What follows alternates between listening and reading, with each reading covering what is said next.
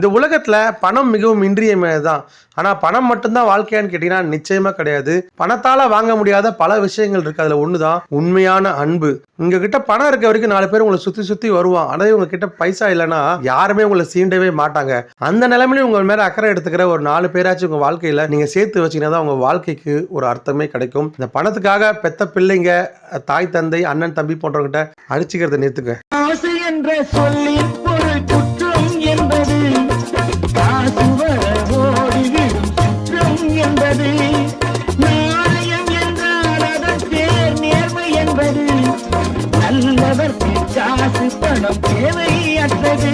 எந்த நிலை வந்தால் என்ன, நல்ல வழி நான் செல்வது, இரக்க மனத்தை கேட்கும் இரக்கம் பணம் பணம் பணம். பணம் என்னடா பணம் பணம், குணம்தான்